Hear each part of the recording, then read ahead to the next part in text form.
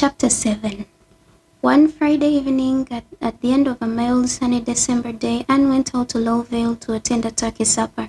Wilfred Bryce's home was in Lowville, where he lived with an uncle, and he had asked her shyly if she would go out with him after school, go to the turkey supper in the church, and spend Saturday at his home. Anne agreed, hoping that she might be able to influence the uncle to let Wilfred keep on going to high school. Wilfred was afraid that he would not be able to go back after New Year. He was a clever, ambitious boy, and Anne felt a special interest in him. It could not be said that she enjoyed her visit overmuch, except in the pleasure it gave Wilfred. His uncle and aunt were a rather odd and uncouth pair. Saturday morning was windy and dark with showers of snow, and at first Anne wondered how she was going to put in the day. She felt tired and sleepy after the late hours of the turkey supper. Wilfred had to help thrash, and there was not even a book in sight. Then she thought of the battered old seaman's chest she had seen in the back of the hall upstairs, and recalled Mrs. Stanton's request. Mrs. Stanton was writing a history of Prince County, and had asked Anne if she knew of or could find any old diaries or documents that might be helpful. The Pringles, of course, have lots that I could use, she told Anne, but I can't ask them. You know, the Pringles and Stantons have never been friends. I can't ask them either, unfortunately, said Anne. Oh, I'm not expecting you to. All I want is for you to keep your eyes open when you're visiting around in other people's homes, and if you find or hear of any old diaries or maps or anything like that, try to get the loan of them for me. You have no idea what interesting things I've found in old diaries, little bits of real life that make the old pioneers live again. I want to get things like that for my book, as well as statistics and genealogical tables. Anne asked Mrs. Bryce if they had any such old records. Mrs. Bryce shook her head. Not as I knows on. In course, she brightening up, there is old Uncle Andy's chest up there. There might be something in it. He used to sail with old Captain Abraham Pringle. I'll go out and ask Duncan if he could root in it. Duncan sent word back that she could root in it all she liked, and if she found any documents, she could have them. He'd been meaning to burn the whole contents anyway and take the chest for a toolbox.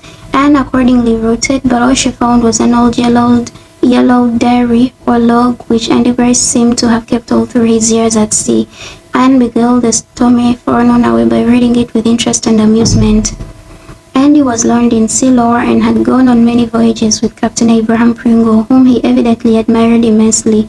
The diary was full of ill-spelled, ungrammatical tributes to the captain's courage and resourcefulness, especially in one wild enterprise of beating round the Horn, but his admiration had not, it seemed, extended to Abraham's brother Myron, who was also a captain but of a different ship. Up to Myron Pringle's tonight. His wife made him mad, and he up and threw a glass of water in her face. Myron is home. His ship was burned and they took to the boats, nearly starved. In the end they ate up Jonas Selkirk, who had shot himself. They lived on him till the Mary G picked them up. Myron told me this himself, seemed to think it a good joke. Anne shivered over this last entry, which seemed all the more horrifying for Andy's unimpassioned statement of the grim facts. Then she fell into a reverie. There was nothing in the book that could be of any use to Mrs. Stanton, but wouldn't Miss Sarah and Miss Ellen be interested in it, since it contained so much about their adored old father? Suppose she sent it to them. Duncan Bryce had said she could do as she liked with it. No, she wouldn't. Why should she try to please them or cater to their absurd pride, which was great enough now without any more food? They had set themselves to drive her out of the school, and they were succeeding. They and their clan had beaten her. Wilfred took her back to Wendy Poplars that evening, both of them feeling happy. Anne had talked Duncan Bryce into letting Wilfred finish out his year in high school. Then I'll manage Queens for a year, and after that teach and educate myself, said Wilfred. How can I ever repay you, Miss Shirley? Uncle wouldn't have listened to anyone else, but he likes you, he said to me in the barn. Red-haired women could always do what they liked with me, but I don't think it was your hair, Miss Shirley, although it is so beautiful. It was just you. At 2 o'clock that night, Anne woke up and decided that she would send Andy Bryce's diary to Maplehurst. After all, she had a bit of liking for the old ladies, and they had so little to make life warm, only their pride in their father. At 3 she woke again and decided she wouldn't. Miss Sarah pretending to be deaf indeed. At first she was in the Swithers again. Finally she determined she would send it to them. She wouldn't be petty, and had a horror of being petty, like the pies. Having settled this, Anne went to sleep for keeps, thinking how lovely it was to wake up in the night and hear the first snowstorm of the winter around your tower, and then snuggle down in your blankets and drift into dreamland again. Monday morning she wrapped up the old diary carefully and sent it to Miss Sarah with a little note. Dear Miss Pringle, I wonder if you would be interested in this old diary. Mr. Bryce gave it to me from Mrs. Stanton, who is writing a history of the county, but I don't think it would be of any use to her, and I thought you might like to have it. Yours sincerely, Anne Shirley.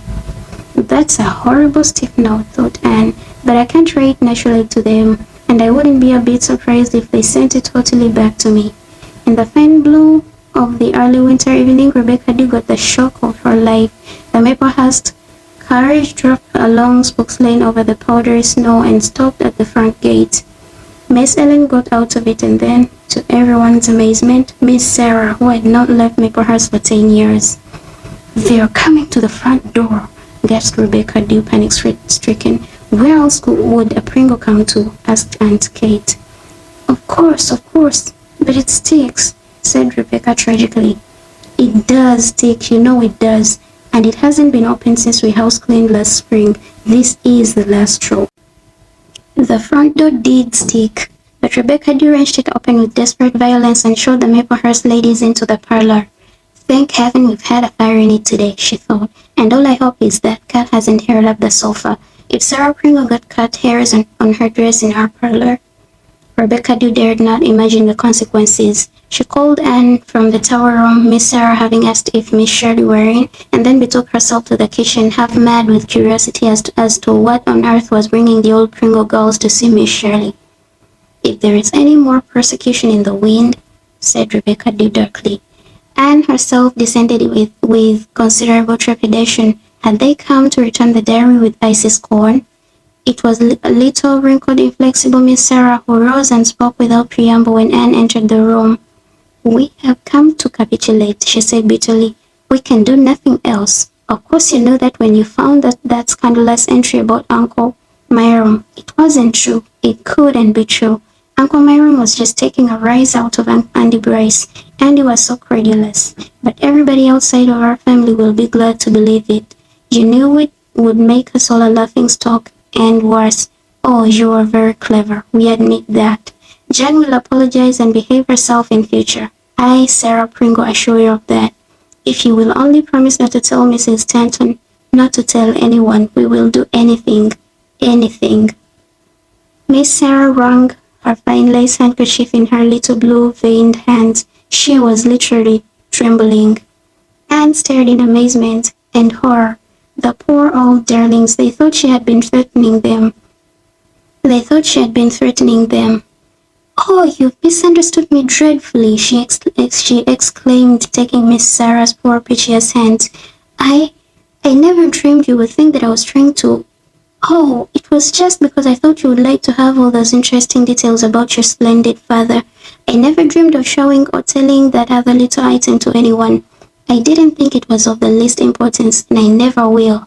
There was a moment's silence. Then Miss Sarah freed her hands gently, put her handkerchief to her eyes, and sat down, with a faint blush on her fine wrinkled face. We have misunderstood you, my dear, and we've been abominable to you. Will you forgive us?" Half an hour later, a half hour which nearly was the death of Rebecca Dew, the Mrs. Pringle went away. It had been a half hour of friendly chat and discussion about the non-combustible items of Andy's diary. At the front door, Miss Sarah, who had not had the least trouble with her hearing during the interview, turned back for a moment and took a bit of paper covered with very fine, sharp writing from her reticule. "I had almost forgotten. We promised Mrs. McLean our recipe for pound cake some time ago. Perhaps you won't mind handing it to her, and tell her the sweating process is very important, quite indispensable indeed. Ellen, your bonnet is slightly over one ear. You had better adjust it before we leave. We were somewhat agitated while dressing." Anne told the widows and Rebecca Dew that she had given Andy Bryce's old diary to the ladies of Maplehurst, and that they had come to thank her for it. With this explanation, they had to be contented, although Rebecca did always felt that there was more behind it than that, much more. Gratitude for an old faded tobacco-stained diary would never have brought Sarah Pringle to the front door of Windy Poplars. Miss Shirley was deep, very deep. I'm going to open that front door once a day after this, vowed Rebecca, just to keep it in practice. I all but went over flat when it did give way. Well, we've got the recipe for pound cake anyway. 36 eggs. If you dispose of that cat and let me keep hens, we might be able to afford it once a year. Whereupon Rebecca marched to the kitchen and got square with fate by giving that cat milk when she knew he wanted liver. The Shirley Pringle feud was over. Nobody outside of the Pringles ever knew why, but Summerside people understood that Miss Shirley, single-handed, had in some mysterious way routed the whole clan, who ate out of her hand from then on. Jane came back to school the next day and apologized meekly to Anne before the whole room. She was a model pupil thereafter, and every Pringle student followed her lead. As for the adult Pringles, their antagonism vanished like mist before the sun. There were no more complaints regarding discipline or homework, no more the fine subtle snubs characteristic of the ilk. They fairly fell over one another trying to be nice to Anne. No dance or skating party was complete without her, for although the fatal diary had been committed to the flames by Miss Sarah herself, memory was memory, and Miss Shirley had a tale to tell if she chose to tell it. It would never do to have that nosy Mrs. Stanton know that Captain Myron Pringle was a cannibal. End of chapter 7.